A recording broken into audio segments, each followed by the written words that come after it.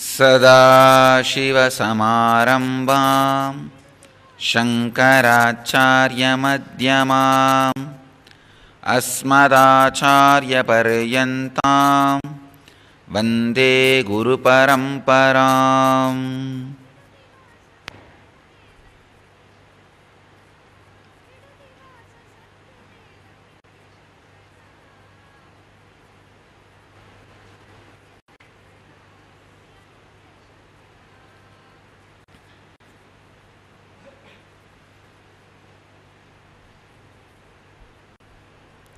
I welcome you all with my love and respects.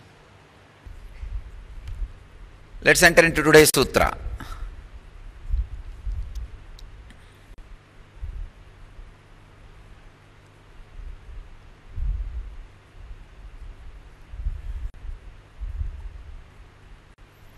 Twelfth sutra in the first chapter, first section.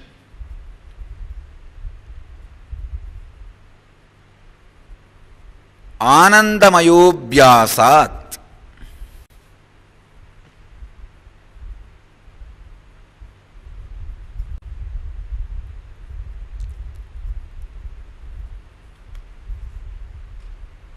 See, in the Vedic tradition, every master has to find the source of his philosophical teaching from this Brahma Sutra. If he wants to claim he belongs to Vedic tradition, he has to connect his teachings with Upanishads, he has to connect his teachings with Gita, he has to connect his teachings with Brahma Sutra. Everybody has to come under the classification of this three book.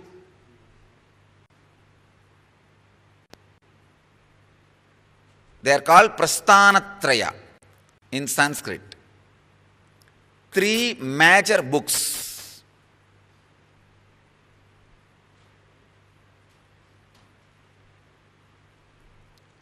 Everybody has to be classified by these three books. You have to fall into the category of these three books. Means, please understand, you should be able to connect yourself with these three books. You have to trace back the source of your teaching to these three books. You will have to find out some sutra which exactly tells your experience or what you mean to the world. Only then you can be an authentic guru from the Vedic tradition, the Hindu tradition.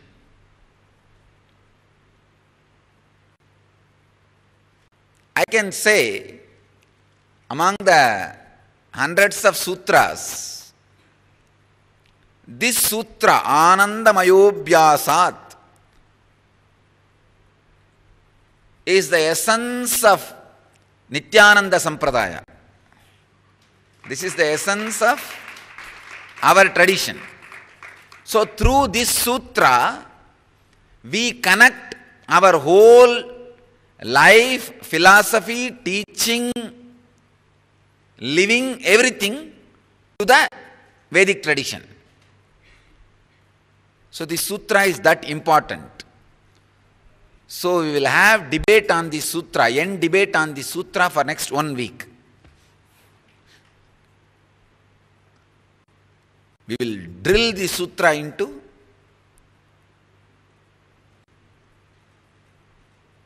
our being.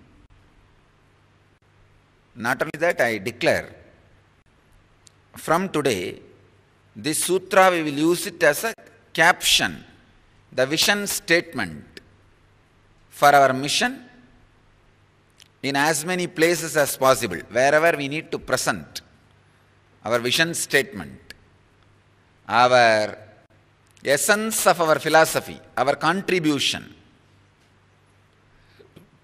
to the world, to the human consciousness. We will use this sutra as a essence. Anandamayo Vyasat.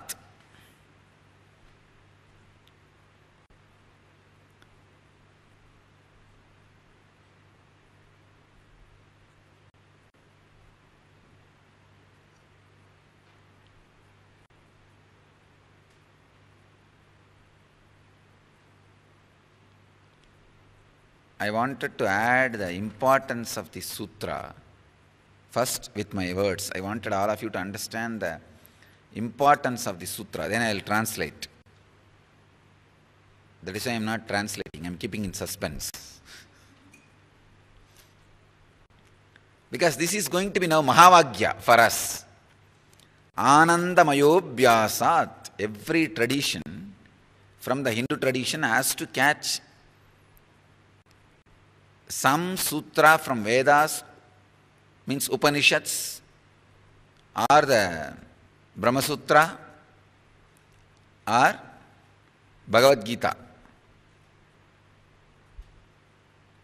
So as I said, through this sutra we can directly connect all my teachings, techniques, principles, philosophies, everything to the Vedic tradition. We can now say very clearly, we belong to Vedic tradition because what we teach is directly from the source, from Brahma Sutras.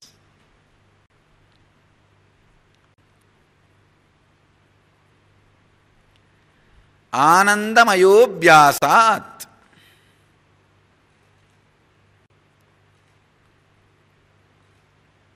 Let me translate now. It's a translation of Swami Gambhirananda.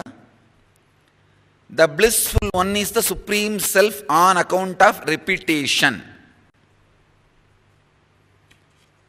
Swami Vireshwarananda translates as the self consisting of bliss, etc. Brahman, which is spoken of as the tail, is put forward as an independent entity and not as something subordinate to Anandamaya, the self consisting of bliss, on account of the repetition. Swami Shivananda translates as Anandamaya means Parabrahman on account of the repetition of the word bliss as denoting the highest self. Let's see how Saraswati translates. Anandamayo Vyasat.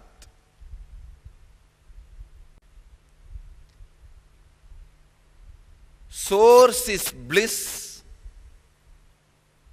because of repetition.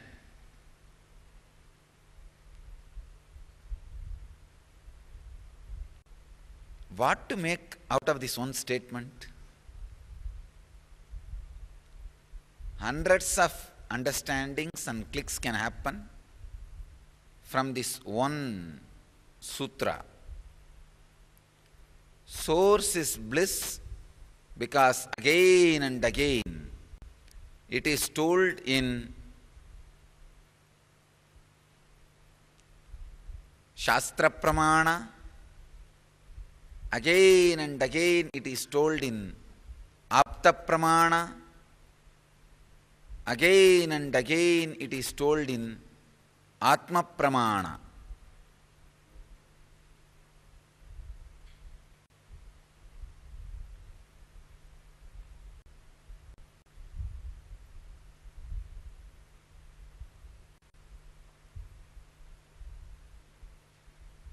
Again and again it is told in Shastra Pramana,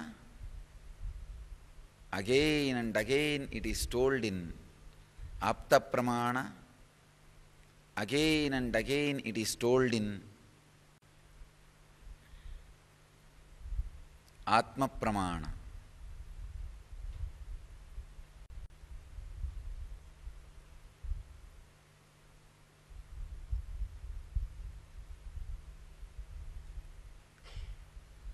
This can be one understanding.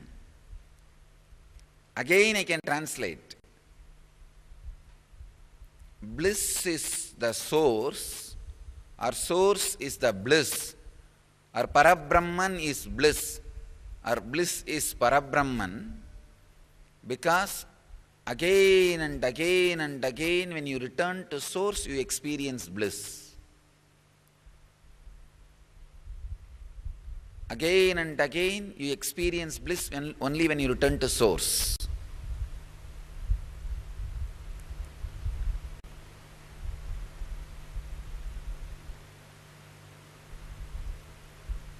Returning to source is bliss.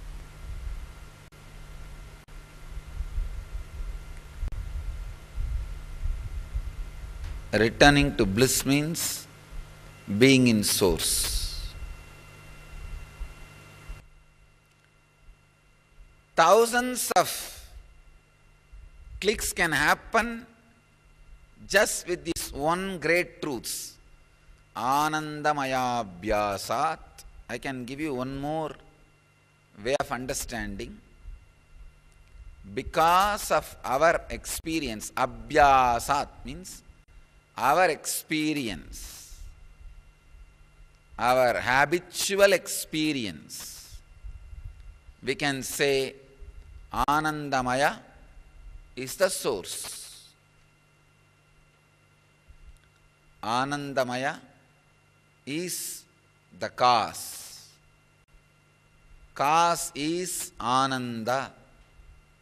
Source is Ananda.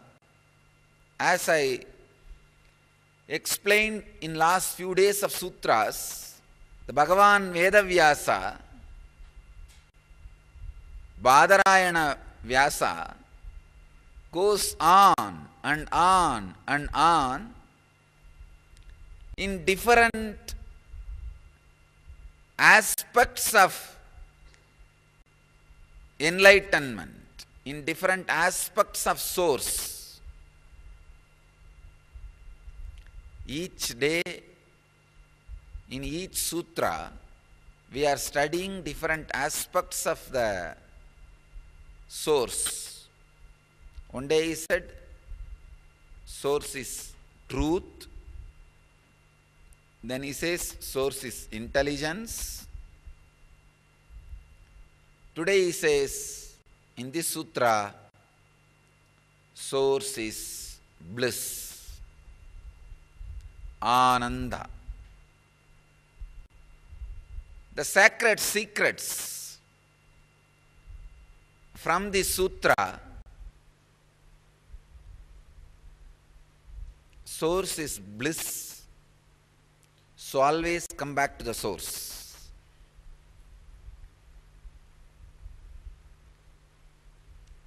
Source is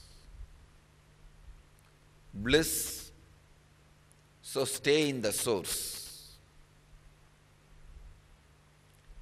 Parabrahman is bliss. So anything other than bliss, don't let your life to be with that.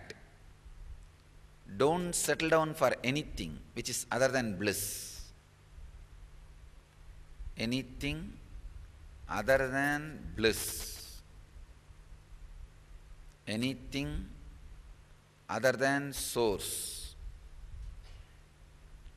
cannot be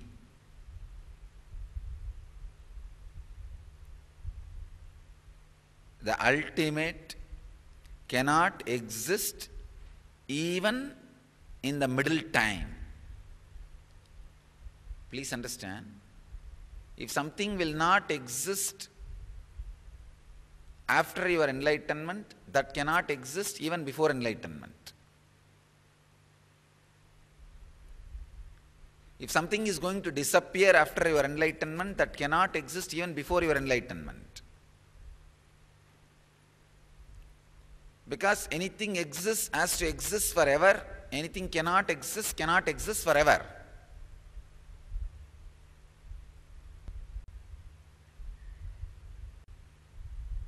Sacred secret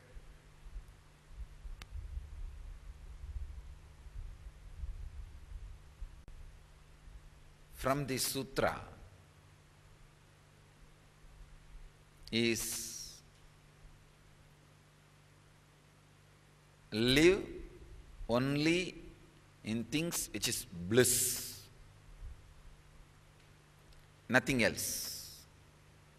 Don't compromise your life for anything. No need to waste your life on anything other than bliss. I tell you, bliss is worthy of sacrificing anything for it, but nothing is worthy of sacrificing bliss for it.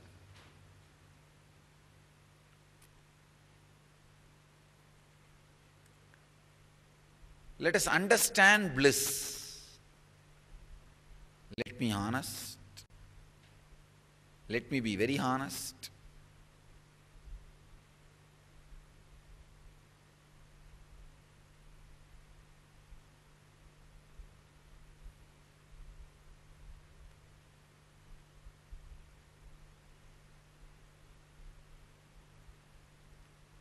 I am not able to translate or define bliss.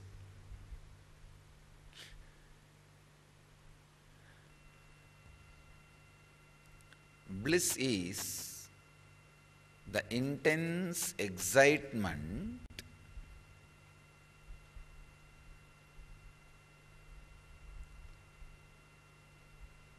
for everything, of everything, without anything. Bliss is intense excitement of everything, intense excitement for everything, overflowing for nothing, overflowing without anything.